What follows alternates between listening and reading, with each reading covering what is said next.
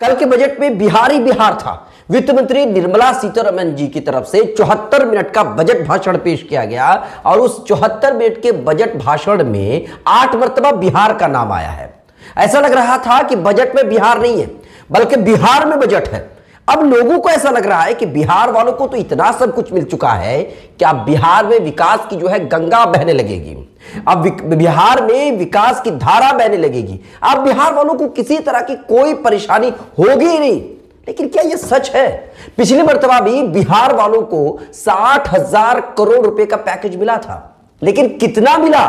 हकीकतन बिहार वासियों को कितना कुछ मिला, कितना बदला, यह भी देखने की जरूरत है। क्या 60,000 करोड़ में से 60 करोड़ भी बिहार वालों को मिला या कागज पर ही बस लिख दिया गया है? इतने बड़े बड़े आंकड़े लोगों के सामने पेश किए जा रहे हैं ताकि लोगों को लुभाना आसान हो, लोगों को ये एक तरह से रेवड़ी देने का काम कर रहे हैं ताकि जो चुनाव आगे आ रहा है, बिहार विधानसभा चुनाव, उसमें झोली भर भर के वोट मिल सके। ऐसा तो नहीं है।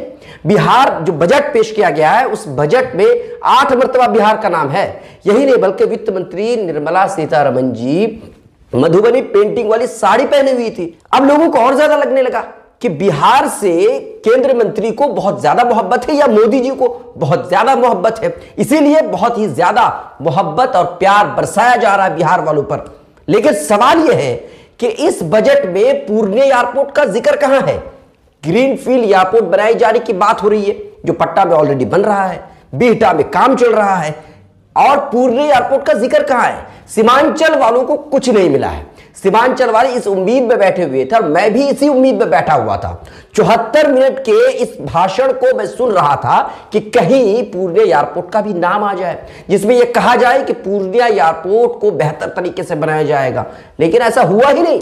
पूर्णिया एयरपोर्ट का कोई जिक्र नहीं है। बजट में एएमयू किशनगंज का कोई जिक्र नहीं है। एएमयू किशनगंज के लिए फंड रिलीज करने का कोई जिक्र नहीं है। इंतजार कर रहे थे कि एएमयू किशनगंज के लिए कुछ तो होगा, लेकिन ऐसा नहीं है। पिछले कई सालों से एएमयू किशनगंज की मांग हो रही है कि उसके लिए फंड रिलीज कर दिया जाए, लेकिन कुछ नहीं, सरकार सुनने तक को तैयार नहीं है। एएमयू किशनगंज मरने के कगार पर है। बच्चे इस उम्मीद में हैं कि एएमयू किशनगंज में, अब किशनगंज को अगर फंड मिलेगा, इमारत बनेगी, पढ़ाई अच्छी तरीके से होगी तो मेरे जैसे छात्र वहां पर नामांकन कराएंगे, पढ़ेंगे, अच्छा होगा। इस उम्मीद में बैठे हैं कि अलीगढ़ जाकर के पढ़ने की जरूरत नहीं पड़ेगी, दिल्ली जाकर के पढ़ने की जरूरत नहीं पड़ेगी। एएमयू किशनगंज के इस ब्रांच में पढ़ने का मौका मिलेगा, सेंट्रल यूनिवर्सिटी के इस ब्रांच में अगर पढ़ने का मौका मिलेगा तो हमारी जो किस्मत एक तरह से बदल जाएगी, सीमांचल वालों की किस्मत बदल जाएगी। लेकिन ऐसा हुआ नहीं।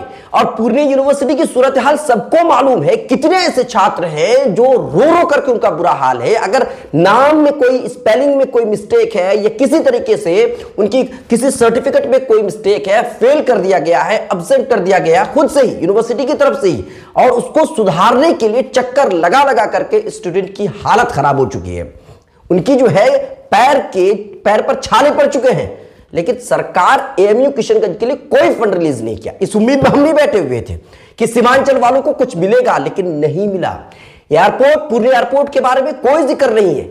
कम से कम पटना यूनिवर्सिटी को ही सेंट्रल यूनिवर्सिटी बनाने की घोषणा तो कर देते। इस उम्मीद में हम भी बैठे हुए थे कि कम से कम पटना यूनिवर्सिटी को सेंट्रल यूनिवर्सिटी बना देंगे, लेकिन ऐसा नहीं हुआ। तो बजट में बिहार का 8 मरतबा नाम आने से कुछ होने वाला नहीं है। जो बातें कही जा रही है कि बिहार को तो सब कुछ मिल चुका है, बिहार वालों के लिए बहार है, बिहार वालों को बजट में कई सारे सौगात है। पिछली मरतबा 60,000 करोड़ मिले थे, इस मरतबा कई सारी योजनाएं मिली है। मखाना बोर्ड बनेगा, इसके अलावा जो है ग्रीनफील्ड एयरपोर्ट बनेंगे, लेकिन पूर्णिया एयरपोर्ट का कोई जिक्र नहीं है। तो फिर हम किस तरीके से माने कि इस बजट में हमारे लिए भी कुछ है या सीमांचल वालों के लिए कुछ है? हम लोगों को यह उम्मीद थी कि पूर्णिया में कुछ होगा, एयरपोर्ट बन जाएगा, जिससे फायदा यहां के सीमांचल वासियों को होगा। सीमांचल के लोग अगर मान लीजिए वो दिल्ली से या हवाई जहाज के थ्रू से आते हैं तो उनको पटना उतरना पड़ता है या तो बागडोगरा उतरना पड़ता है, फिर वही सूरत हाल, उनको कार से वापस घर आना पड़ेगा। अररिया का निवासी है तो उनको कार से उनकी सूरत हाल और ज्यादा खराब हो, कार से उनको आना पड़ेगा। तो घूम फिर के बाद बराबर जितना समय वो बचाना चाह रहे थे उससे ज्यादा समय उनको लग जा रहा है। लेकिन ऐसा हुआ नहीं। तो फिर क्या मिला हम लोगों को? आप हमको भी बताइए, कमेंट कीजिए कि आपको क्या मिला और क्या कुछ नहीं मिला। लाइक शेयर फॉलो नहीं किया है तो जरूर कीजिए।